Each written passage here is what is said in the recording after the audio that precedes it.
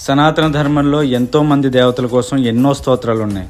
కానీ ఒకటి మాత్రం ప్రత్యేకం. దీన్ని ఏ ఋషి రచించలేదు, ఏ గురువు ఎవరికి బోధించలేదు. మెడలో యమపాసం పడి ఉండగా 16 ఏళ్ల మార్కండేయుడి నోటి నుండి తను శివుణ్ణి ఆశ్రయించుండగా ఎవరేం చేయగలరు అనే ధైర్యం, ఆ పరమేశ్వరుడిపై అతనుకున్న నమ్మకం, భక్తి, ఆర్తి అనేవి ఒక స్తోత్ర రూపం దాల్చితే అదే చంద్రశేఖరాష్టకం. అందుకే చంద్రశేఖరాష్టకానికి ఉండే శక్తి అనేది వర్ణించడానికి సాధ్యం కాదు. అలాంటి చంద్రశేఖరాష్టకంలోని మొదటి శ్లోకం, రత్నసానుసరాసనం రజతాద్రి శృంగనికేతనం. రజతాద్రి అంటే వెండి కొండ, వెండి కొండ అంటే మంచుతో కప్పబడిన కొండ. అలాంటి మంచు కొండ యొక్క శిఖరం మీద రత్నాలతో పొదిగి ఉన్న ఆ శిఖరపు అంచున అంటే కైలాస పర్వతంలో ఆసీనుడై ఉన్నాడు ఆ పరమేశ్వరుడు.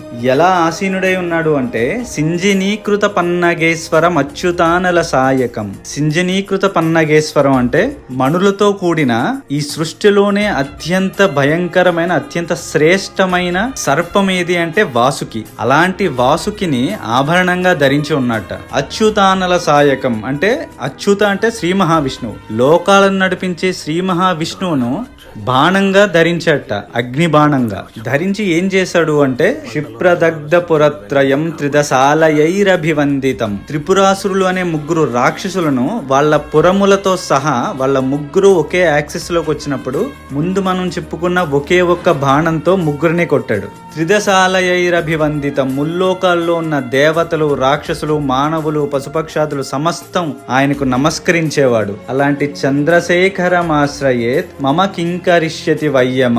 అలాంటి చంద్రశేఖరుణ్ణి నేను ఆశ్రయించి ఉండగా యముడా నన్నేం చేయగలవు అని అంటున్నాడు మార్కండేయుడు. ఇక్కడ చంద్రశేఖర అని ఎందుకు సంబోధించాడు అంటే చంద్రుడు అనేవాడు కాలానికి సింబల్. అందుకే మనం తెలుగు రోజులు మీకు తెలిస్తే పాడ్యమి, విధియ, తదియ ఇవన్నీ చంద్రుడు పౌర్ణమి వైపు ప్రయాణించడం, అమావాస్య వైపు అంటే తగ్గిపోవడం. ఇప్పుడు మార్కండేయుడికి ఆ కాలం, ఆ ఆయుష్యే కదా లేదు. ఆ కాలాన్ని ధరించినందుకు చంద్రశేఖరుడిగా సంబోధిస్తున్నాడు. యముడికి కూడా ఇండైరెక్ట్ గా అర్థం కావడానికి, నువ్వేదో నా టైం అయిపోయింది అనుకుని వచ్చావు, ఈ టైంని కూడా మార్చగలిగేవాడిని పట్టుకుని ఉన్నా నేను, చూసుకో అని.